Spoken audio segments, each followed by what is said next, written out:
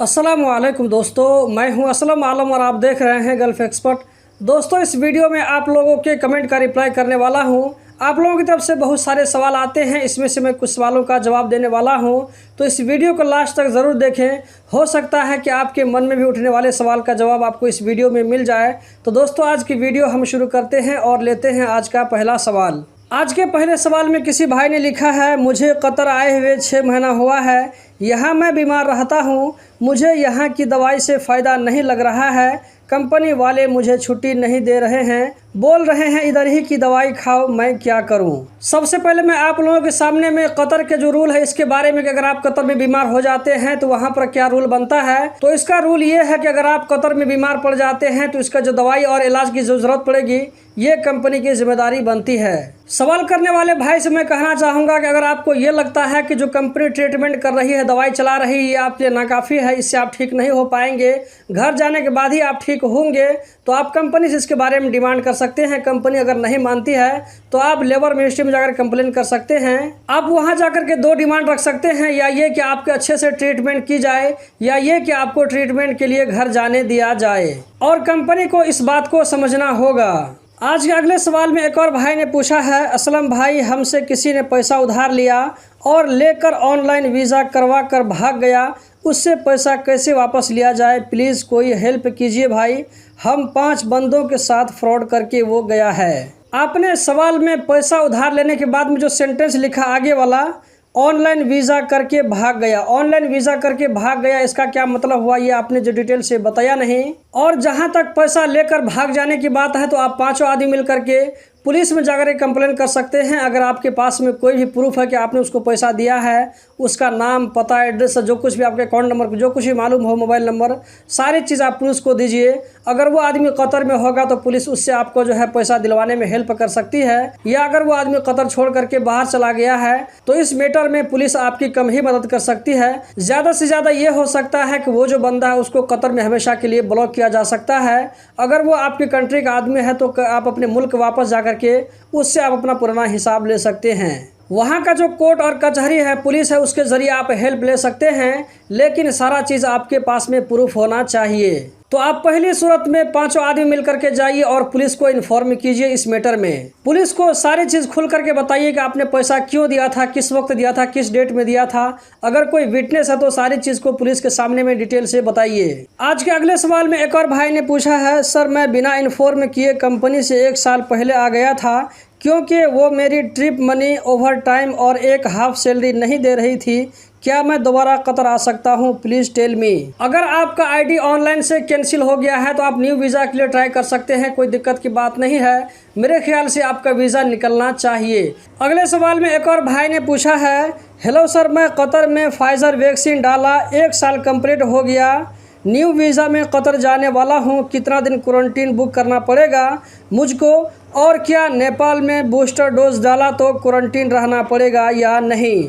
इस भाई का कहना यह है कि इन्होंने कतर में 1 साल पहले फाइज़र का डोज लगवाया था, 1 साल के बाद दोबारा इनका वीज़ा निकला है, अभी ये नेपाल से जाना चाहते हैं। तो मैं आपसे ये कहना चाहूँगा कि आप नेपाल में जॉनसन एंड जॉनसन का जो वैक्सीन लगवा लें, यही आपके लिए बूस्टर डोज हो जाएगा। और इस तरह अगर आप कतर जाते हैं तो आपको बहुत आसानी होगी। वहाँ पर आपको सिर्फ 1 दिन का क्वारंटीन लेना होगा और जाने से पहले PCR टेस्ट भी करवाना होगा। और कतर जाने के टाइम में आपको अपना ट्रैवल डिटेल और वैक्सीनेशन डिटेल एतराज़ वेबसाइट में भी फिल करना होगा। अगले सवाल में एक और भाई ने पूछा है, भाई कंपनी से आईडी कैंसिल करके चला जाता है पर कंपनी आईडी लगवा देता है, आदमी कैसे दूसरी कंपनी में आ सकता है, इसके बारे में बताएं। पहली बात तो आपको ये मैं बता दूं कि आपको इसके बारे में पूरी जानकारी नहीं है। अगर आदमी आईडी कैंसिल करवा के अगर वो कतर से बाहर चला जाता है तो उसके बाद सेम उसी आईडी को रिन्यू करना या उसको लगवाना पॉसिबल नहीं है। हाँ, ये हो सकता है कि कंपनी वाले आपको बोल सकते हैं कि ठीक है तुम एयरपोर्ट जाओ, तुम्हारा रास्ते में ही आईडी कैंसिल कर देंगे, उसके बाद वो आईडी को रिन्यू करवा सकता है।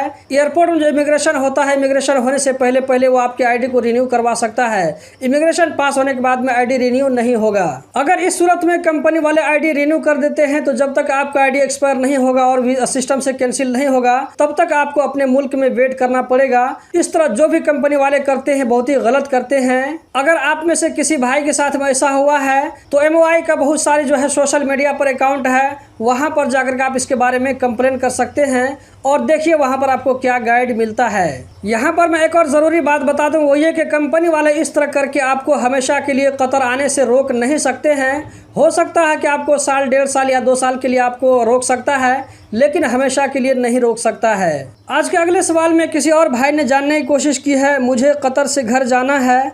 मैं 10 जुलाई 2021 को कतर आया था। मेरा कतर आईडी 10 जुलाई 2022 को एक्सपायर होगा। मेरा कॉन्ट्रैक्ट 2 साल का है। मैंने कंपनी को रिज़ाइन दिया है। कंपनी मुझसे वीज़ा, टिकट और क्वारंटीन का पैसा मांग रही है। मैं क्या करूं? मैं क्लीनर का काम करता हूं। सबसे पहली बात मैं आपको यह कहना चाहूँगा कि आप कंपनी छोड़ करके क्यों जा रहे हैं। अगर आप घर जाएंगे तो फिर आपको किसी न किसी दूसरी कंपनी में आना ही पड़ेगा। इससे अच्छा यह है कि आप इसी कंपनी में कंटिन्यू काम करते रहें। लेकिन अगर आप फिर भी इस कंपनी में काम करना नहीं चाहते हैं, जाना ही चाहते हैं, तो कंपनी वाले का क्वारंटीन का पैसा, टिकट का पैसा, वीज़ा का पैसा डिमांड करना ये सही नहीं है, क्योंकि आपने कंपनी को लगभग 1 साल दिया है। अगर कंपनी वाले इसके बारे में नहीं मानते हैं तो आप लेबर मिनिस्ट्री में कंप्लेन कीजिए, वहां जाकर के अपना केस रखिए। उसके बाद देखिए वहां पर क्या फैसला आता है। जो भी कुछ फैसला होगा वो बेहतर ही आएगा। और आपने जैसे बताया है कि रीज़न दिया है, तो ये जो है रीज़न देने का हक आपको कतर गवर्नमेंट ने दिया है। अगर आपको काम पसंद नहीं आता है तो आप रीज़न दे सकते हैं, कोई दिक्कत की बात नहीं है। आज के आखिरी सवाल में किसी भाई ने लिखा है, भाई कोई बलदिया वाले को उम्मुल अफ़ाई अल्फारिस कैंप भेज दो, रेट बहुत ज़्यादा चार्ज करता है, प्लीज़ भाई मेहरबानी होगी। इस सवाल के जवाब में सिर्फ मैं इतना कहना चाहूँगा कि इस वीडियो को ज़्यादा से ज़्यादा लाइक करके आगे शेयर करें।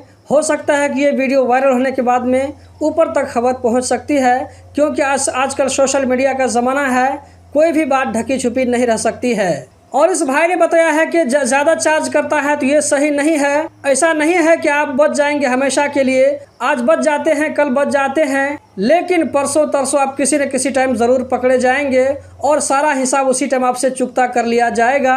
तो जो लोग ऐसा काम करते हैं वो गलत है, इससे बाज आ जाए। तो दोस्तों यही थी आज की वीडियो। उम्मीद करता हूँ ज़रूर पसंद आई होगी। इस वीडियो को आगे भी शेयर करें। बहुत बहुत शुक्रिया।